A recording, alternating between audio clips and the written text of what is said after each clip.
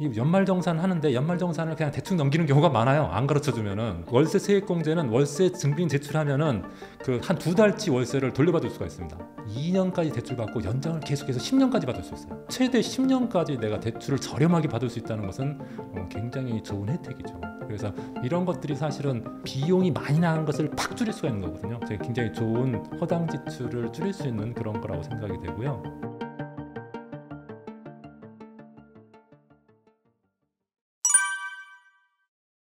제가 생각할 땐 직장인의 허당 지출 세 가지가 있다고 생각하는데요.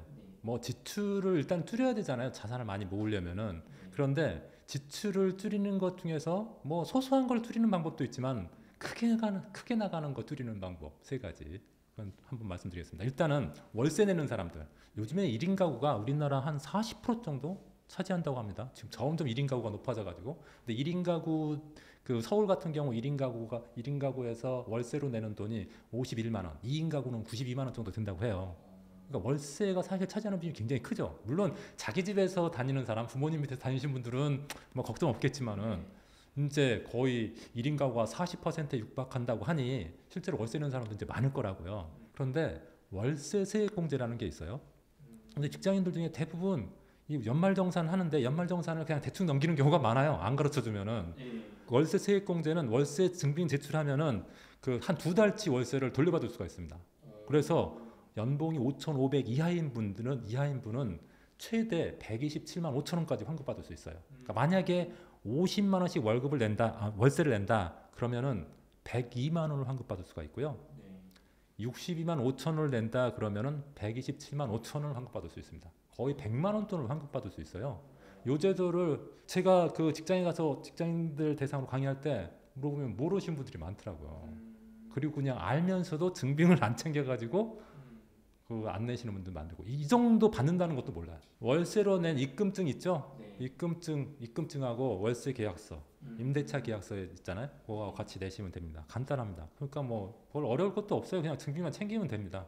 별도로 자기가 입금한 거 입금 내역하고 그다음에 월세 계약서 같은 게 홈택스에 등록되지도 않잖아요.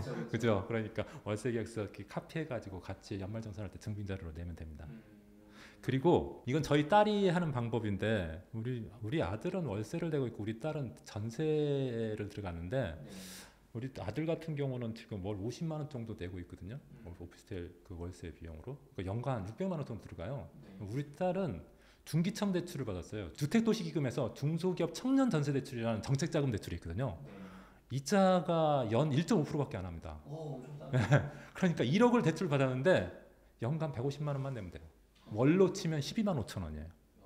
그러면은 50만 원 월세 내던 것을 전세로 바꿔가지고 만약에 청년 전세대출을 받으면은 월 지출 비용이 12만 5천 원밖에 안 되는 거죠. 월세를 안 내고 그냥 대출이자만 내면 되니까.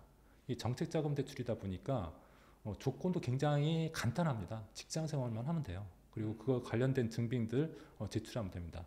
다만 이제 연봉이 5천만 원 이하여야 되고요.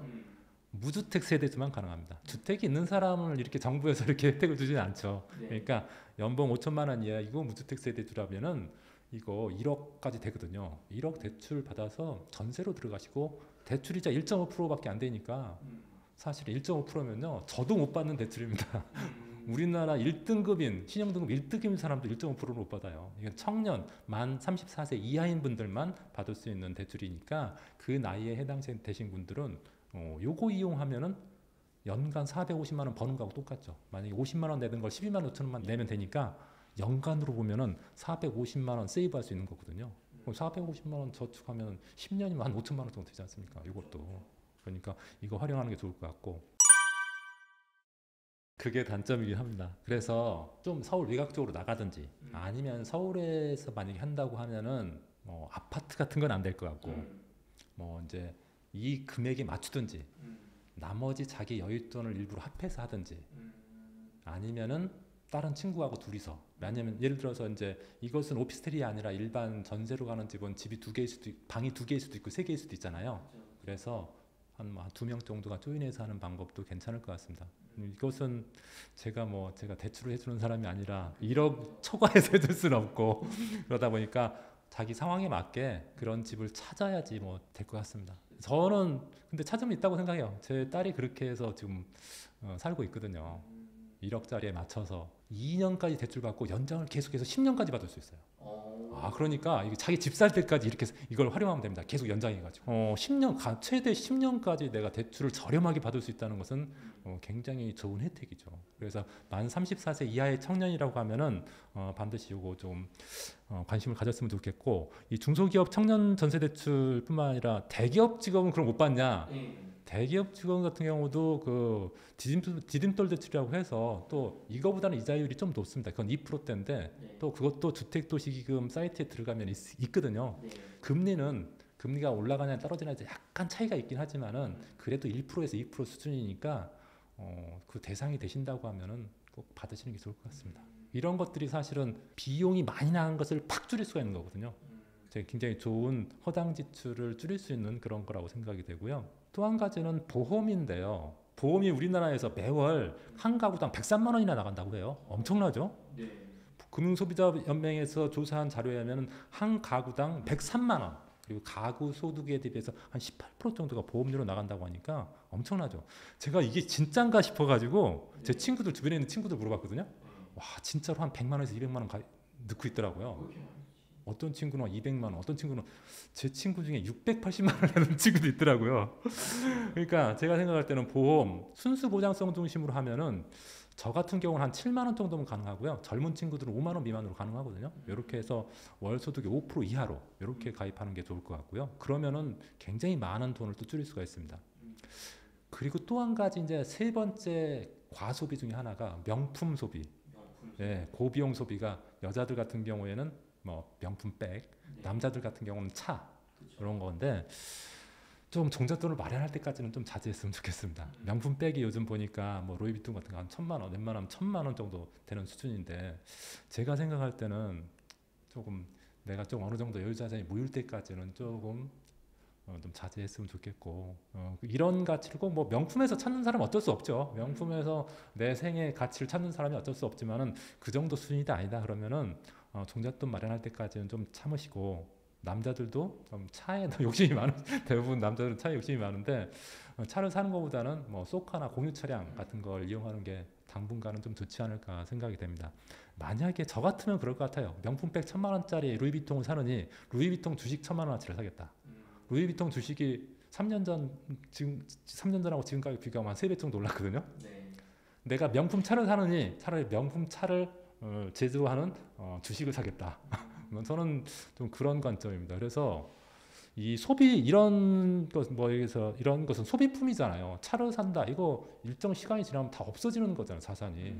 그런 거보다는 주식으로 사면은 시간이 갈수록 그 주가가 올라가면 그것은 더 수익으로 남는 거기 때문에 어떤 명품 가방이나 명품 차에 대한 소비보다는 이 주식 그 해당 회사의 주식을 사는 게 어떤가 저는 이렇게 생각하고 있습니다.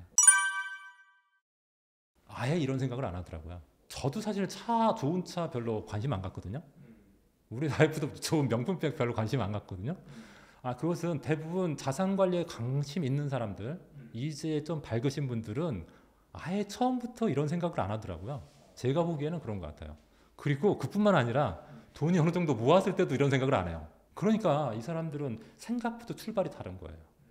이런 출발선에 있지 않은 생각을 가진 분들은 사실 실제로 보면 부자가 되기 힘들어요. 제가 봤을 때는 그런 것 같아요. 제 주변에도 월급이 굉장히 많은 친구들이 있거든요. 그 친구들이 사실 나보다 훨씬 많이 버는데도 자산이 더 적은 경우가 많이 있거든요. 그런 분들이 보면은 명품 소비 같은 거 꽤 많이 하시더라고요. 근데 뭐 저는 그걸 뭐 나쁘게 보지는 않습니다. 그게 좋다고 하면 그렇게 해도 뭐 자기의 삶의 가치가 좋고 특별하게 어떤 생계에 뭐 영향이 없고 뭐 그런 사람이 그렇게 살 수 있는 거죠. 그런데 조금 빨리 안정을 얻고 싶으신 분들, 그리고 내가 본격적인 투자를 하고 싶은 분들은 약간 참는 기간이 필요하다고 생각해요. 그런 거 없이 내가 누릴 거 다 누리는데 어떻게 자산이 모이겠어요? 그것은 사실 마인드의 문제인데 그 마인드를 잘 잡는 방법들은 저 개인적으로는 책을 많이 읽는 거라고 생각합니다. 제가 개인적으로 한 회사를 한번 그만두고 사업을 하다가 굉장히 조금 나빠져가지고 몇 달 동안 쉰 적이 있었거든요. 그럴 때 아침 8시, 그러니까 아침 8시 나가지고 9시에 도서관 문이 열리면은 그때부터 10시까지 책만 읽은 적이 있었거든요. 네. 굉장히 마음이 피폐해져 있었고 사는 거에 대해서 굉장히 회의감이 느낄 정도로 굉장히 안 좋았을 때 책을 읽으면서 제가 희망이 생겼거든요. 그리고 그런 것뿐만 아니라 이런 그 어떤 참는 것에 대한 마인드, 그리고 그걸로 인해서 내가 얻어지는 것들을 생각하게 됐거든요. 깊은 고민을 하게 만들더라고 책이. 근데 우리가 좀 힘들면은 친구들 만나서 위로를 받거나 좀 선배들 만나거나 형님들 만나거나 그러면은 제 경우는 그랬어요. 순간적인 위로는 되는데 제 인생에 도움은 별로 안 되더라고요. 오히려 그냥 위로받고 끝나는 그 정도 수준? 그 정도인 것 같고, 나의 마인드를 강하게 만들고 나의 추진력을 주는 것들은 좋은 책이더라고요. 그래서 저는 좀 책을 좀 많이 읽었으면 좋겠다, 좀 그런 생각을 하고 있습니다. 재테크의 함정이요. 뭐 여러 가지가 있을 수 있지만은 제가 볼 때 가장 중요한 것은 기준이 없다는 겁니다. 투자에 대한 기준, 자산 관리의 기준이 없다는 거라고 생각을 하거든요. 대부분의 돈을 잘 굴리는 사람들, 자산을 잘 불려가는 사람들은 그 사람의 철학이나 기준들이 다 있어요. 아주 심플합니다. 심플한 사람도 있고 좀 세부적으로 굉장히 면밀하게 하시는 분들도 있는데, 제가 생각할 때는 투자 자산 관리 기준은 심플할수록 좋다고 생각을 해요. 왜냐하면 지키는 게 중요하니까. 사실은 복잡하게 만들어 놓고 못 지키면 별 의미가 없잖아요. 그래서 제가 생각할 때 자산 관리 기준 한 2가지 정도, 투자 비중을 결정하는 거, 그다음에 투자를 어떻게 하느냐의 문제라고 생각되는데, 그 2가지는 좀 정해서 했으면 좋겠어요, 개인적으로. 일단은 투자 비중을 결정하는 문제는 제가 조금 전에 말씀드렸다시피 투자 성향에 따라서 구분할 수도 있고, 백에서 나이를 빼서 결정할 수도 있습니다. 그렇게 해서 위험 회피형 같은 경우는 투자 성향으로 하는 경우에는 위험 회피형은 10%, 뭐 위험 선호형은 90%, 위험 중립형 50% 이렇게 제가 말씀을 드렸는데, 나이를 기준으로 하면 또 달라지죠. 내가 30세면은 100에서 30%면 70%. 어쨌든 그런 기준이 어떤 것이 맞다 틀리다 이렇게 말할 수는 없어요. 중요한 것은 내가 그 중에 어느 하나를 선택하면 되는 겁니다. 선택하고 그걸 지키면 되는 거죠. 그런데 이건 개인 관점에서 투자 비중을 설정하는 방법이고, 사실은 또 한 가지 봐야 될 게 시장 관점에서 투자 비중을 결정하는 방법도 좀 알아두셔야 됩니다. 왜냐하면은 나는 위험 선형이라 투자 비중을 90% 갖고 있는데, 주식이 나쁜데 90% 가지고 있는데 주식시장이 엄청 떨어지고 있어. 그럼 계속 90%를 유지하는 게 좋냐 나쁘냐 이런 문제가 생길 수 있잖아요. 그래서 시장 관점에서 저는 약세장일 때는 투자 비중을 30% 이하로, 강세장일 때는 70% 이상, 횡보일 때는 한 50% 정도 내외로 하는 거, 이렇게 저는 잡고 있습니다. 그래서 저는 개인적으로 이것을 다 짬뽕 해가지고 내가 만약에 위험 선호형이고 50세이고 강세장이다 그랬을 때, 위험 선호형이면 90%잖아요. 그다음 50세면은 100만에서 50배면 50%, 강세장이면 70% 있으니까 70%, 요 세 개를 합해가지고 3으로 나눈 값, 70 나온다면 70%가 나의 투자 비중이라고 결정을 합니다. 저 같은 경우에는. 그래서 어쨌든 이것은 저의 방법이고 어떤 것을 선택해야 됩니다. 제가 이 투자 성향별, 나이별, 시장 상황별 이렇게 그 투자의 비중을 제가 정리해놨으니까 그걸 한번 보시고, 여러분이 만약에 나는 이게 좀 맞을 것 같다 하는 것을 선택하셔가지고 그걸 실행하면 됩니다. 그게 이제 일단은 그 투자 비중을 결정하는 기준이 될 거고요. 2번째는 이제 실제로 투자할 때 어떻게 하는, 어떤 방법으로 할 거냐. 투자 방법은 크게 보면 2가지로 나눌 수 있습니다. 집중 투자하는 방법, 분산 투자하는 방법. 사람들은 대부분 이제 좀 공격적으로 투자하시는 분들은 집중 투자를 더 선호하고, 나는 조금 크게 내 자산이 크게 흔들리는 거 싫다 그런 사람들은 분산 투자 쪽으로 선택하실 겁니다. 이것도 내가 어떤 걸 선택하느냐의 문제예요. 어떤 게 맞고 틀고의 문제가 아니죠. 첫 번째, 그 집중 투자와 관련돼서는 우린 그 세계에서 집중 투자로 유명하신 분이 워렌 버핏이죠. 워렌 버핏. 워렌 버핏의 제가 2020년 3분기 기준으로 그 펀드의 내용을 봤더니 애플의 41%, 뱅크 오브 아메리카의 10%, 세브론의 8%, 어떻게 보면은 한 2개 종목의 50% 이상을 차지하고요. 9개 종목이 86%를 차지해요. 46개 종목 중에서 9개 종목이 86%. 특히 그 중에서 1위 애플이 41.76%니까 굉장히 특정 종목에 집중해서 투자하는 거죠. 어떻게 보면은 분산 투자는 만약 45개 종목이라면 45개 종목을 거의 비슷하게 투자하는 게 분산 투자인데, 집중 투자는 한 종목에 몰빵하는 것을 집중 투자로 얘기하는 게 아니라 소수 종목에 집중하는 게 어떤 몰빵 투자하고 다른 점이거든요. 그래서 이 워렌 버핏 같은 경우에는 이렇게 집중 투자를 통해서 수익을 많이 내는데, 집중 투자하려면은 기본적으로 투자에 대해서 잘 아셔야 됩니다. 잘 모르면서 집중 투자하시는 분들이 크게 손해나는 경우가 많거든요. 그리고 업종 대표주 중심으로 해야 됩니다. 집중 투자하실 때는. 왜냐하면 아무래도 테마주보다는 업종 대표가 더 안정적이니까.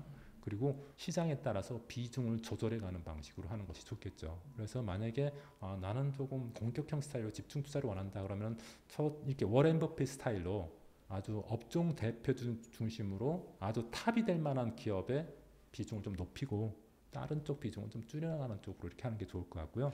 그다음에 분산 투자의 대표자는 레이달리오입니다.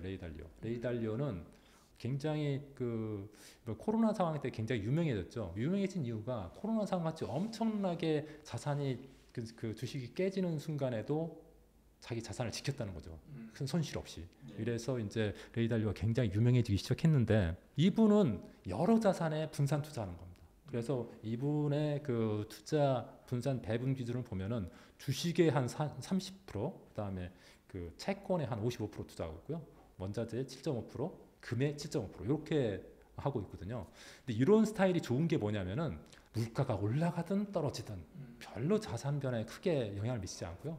주식시장이 올라가든 떨어지든 자산 변화에 크게 영향을 미치지 않습니다. 그러니까 굉장히 안정적으로 운영할 수 있고 이렇게 해서 레이달리오는 매년 어떤 상황에서도 한 7, 8%의 수익을 계속 올렸다고 하니까 이런 방법도 굉장히 좋은 것 같습니다. 그래서 저 같은 경우에는 이런 레이달리오의 분산 투자 방식을 채택해서 주식에 한 30%, 채권에 한 50%, 금에 한 10%, 원자재에 한 10% 이렇게 투자하는 방법, 이렇게 좀 레이달리오의 분산 투자 방법을 좀 원용해서 자기한테 맞게 약간 비중을 조절해서 자기만의 기준을 만드는 거 좋지 않을까 이렇게 생각합니다. 그래서 만약에 투자 방법에 대한 자기의 기준이 없다고 하면은 분산 투자를 원하신다고 하면은 레이달리오의 방식의 방법을 한번 선택해 보시고 나는 좀 공격적으로 집중 투자를 원한다 하면은 워렌 버핏의 투자 방법을 한번 벤치마크 해보는 것도 좋지 않을까 이렇게 생각이 됩니다.